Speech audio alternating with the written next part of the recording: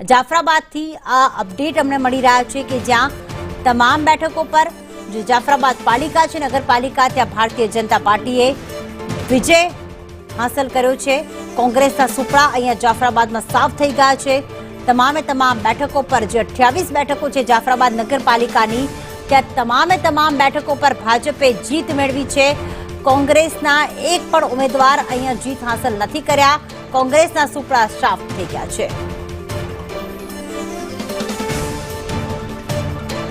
તો કોંગ્રેસનું અસ્તિત્વ ધીરે ધીરે ભૂસાતું જઈ રહ્યું છે. એના માટે કયા કયા કારણો જવાબદાર છે? કારણ કે એક બાદ એક ભારતીય જનતા પાર્ટી જીત હાંસલ થઈ રહી છે અને કહેવાય ને કે જે તાલુકા પંચાયત નગરપાલિકામાં પણ થોડી ઘણી બેઠકો હાંસલ કરતી હતી ચિમનભાઈ, એ હવે કોંગ્રેસના સુપડા સાફ કરતી ભારતીય જનતા પાર્ટી.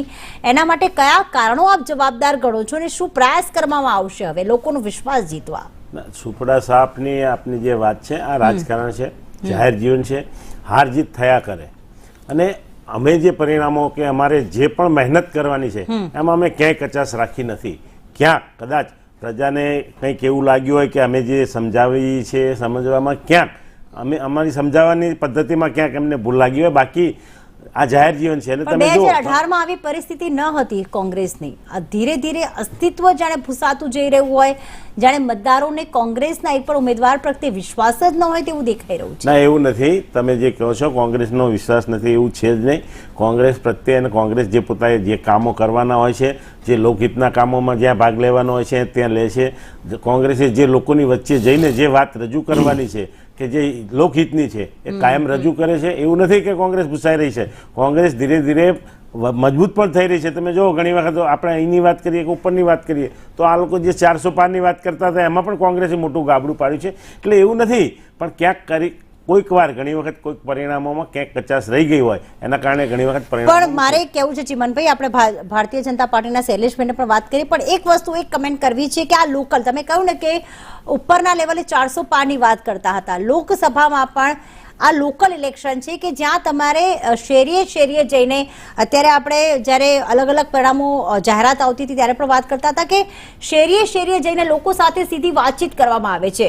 જો એમાં પણ તમે લોકોનું જે વિશ્વાસ હાંસલ નથી કરી શકતા તો ઉપરના લેવલનું તો આપણે ધીરે ધીરે જે કહેવાય ને કે એ અસ્તિત્વ ભૂસાતું જશે. શૈલેષભાઈ જે વાત કરી કે ઉપરના લેવલે તમે વિશ્વાસ હાંસલ ન કરી શક્યા, જે લોકસભામાં વાત કરી હતી, પણ હા વિજય હાંસલ કર્યો હતો, પરંતુ હાલમાં જો આપ જોઈ રહ્યા છો કે કોંગ્રેસ કરતા અપક્ષ છે આમ આદમી પાર્ટી છે. એક તો આપણે ખેડામાં જોઈ કે 4 પેનલ હતી પણ એક ઉમેદવાર જે છે અલગ અલગ મિશ્રિત પરિણામ જોવા મળ્યા.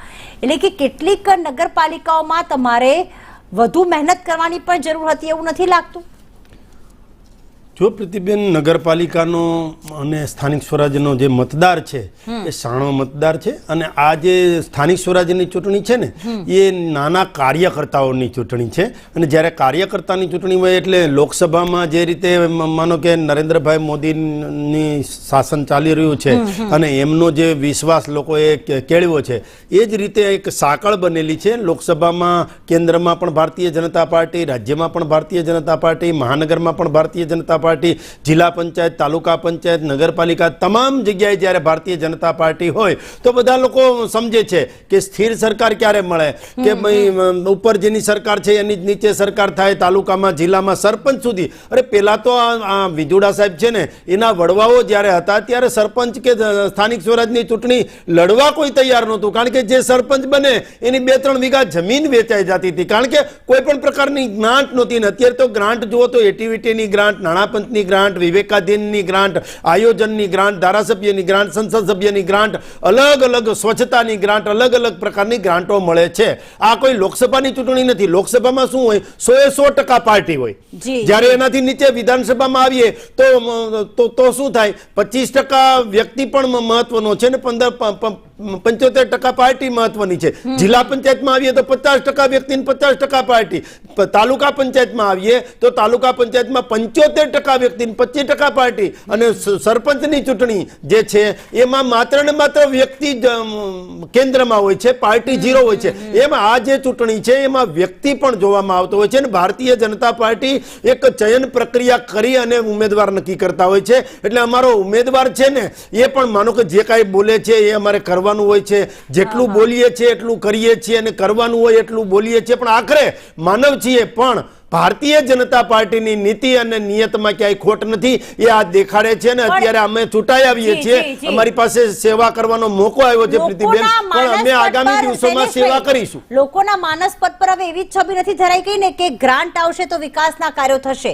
આજે તમે ભલે કહેતા હો કે 75% પાર્ટી 25% વ્યક્તિ, ભલે એ હોય આ નગરપાલિકાઓ, તાલુકા પંચાયત, જિલ્લા પંચાયતની ચૂંટણી, પરંતુ તમે શેરીએ શેરીએ પ્રચાર કરો કે પછી લોકોના ડોર ટુ ડોર પ્રચાર કરો, પણ વ્યક્તિ તો એક જ, પાર્ટી ભારતીય જનતા પાર્ટી, અને વ્યક્તિના નામે લડાય છે. એટલે કે વડાપ્રધાનનું નામ લેવાય છે કે પછી એ વ્યક્તિ ત્યાં જતો હોય છે અને ડોર ટુ ડોર પ્રચાર કરે છે કે મને મત આપો.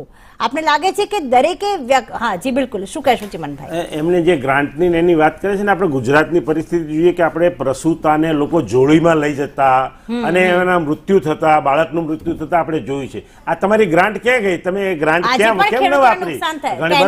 પછી ગુજરાતમાં સ્ત્રીઓને નગ્ન ફેરવવામાં આવે અને તમે મૂક સાક્ષી બનીને જોયા કરો. દિલ્હીમાં થાય તો તમે ઉબાળો મચાવો અને ગુજરાતમાં થાય ત્યારે તમારે બોલતી બોબડી બંધ થઈ જાય છે. શૈલેષભાઈ કેમ ભાઈ? અને તમે જે ગ્રાન્ટની વાતો કરો છો, આટલું બધું સારું તમે ચિત્ર રજૂ કરો છો, બધું જ છે, તો કેમ પ્રસૂતાના મૃત્યુ થાય છે રસ્તામાં? કેમ તમે રોડ નથી બનાવી શકતા?